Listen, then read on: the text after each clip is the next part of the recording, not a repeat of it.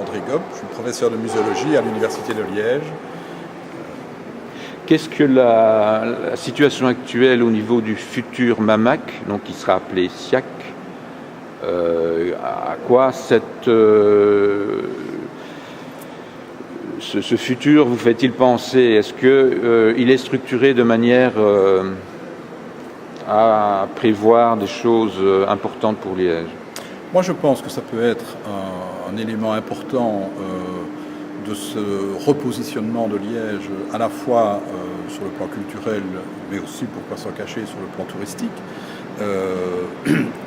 Tout le monde cite la gare de Calatrava comme un élément d'appel, et je crois que c'est effectivement vrai.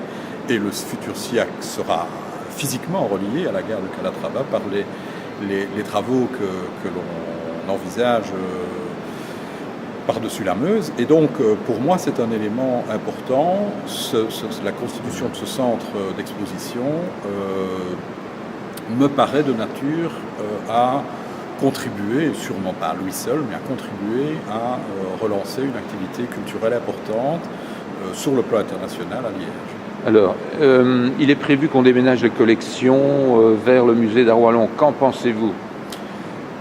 Tout ce qui... D'abord, ce ne sera pas vers le musée d'Art Wallon, parce que j'espère que le musée d'Art Wallon va disparaître, va perdre son appellation, et qu'on va regrouper les collections.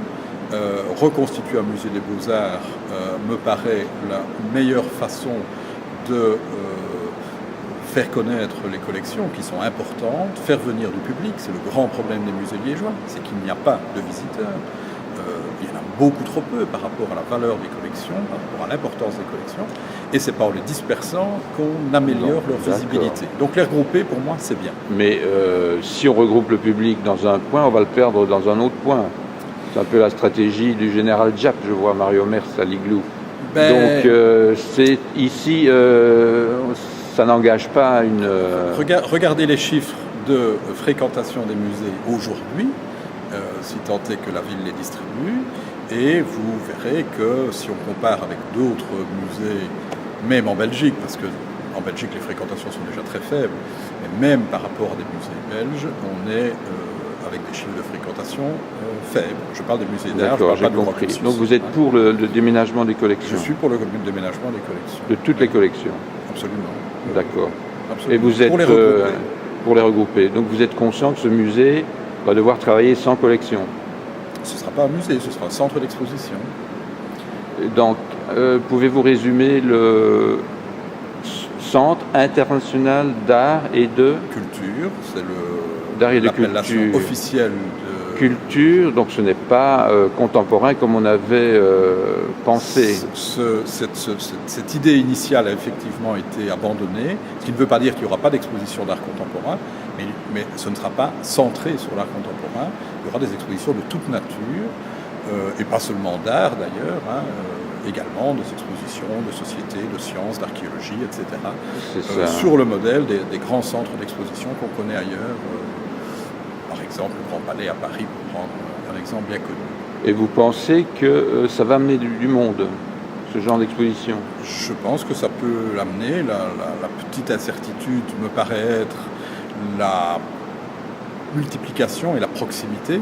Amsterdam, Bonn, Paris, c'est pas si loin de Liège, et là il y a des centres d'exposition importants, et donc il faudra avoir une politique suffisamment à la fois dynamique et judicieuse pour éviter des concurrences. Et la ville a les moyens de soutenir cette politique? Ça, il faut le demander à la ville.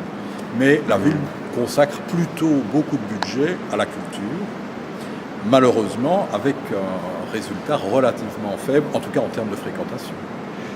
Et quand on parle de culture, de quoi parle-t-on exactement? Centre international d'art et de culture, c'est quoi? Je pense que le mot culture, le C dans cette appellation-là, couvre un peu tout, c'est-à-dire ce sont des expositions de toute nature. Ça peut être des expositions historiques, ça peut être des expositions artistiques évidemment, ça peut être des expositions scientifiques.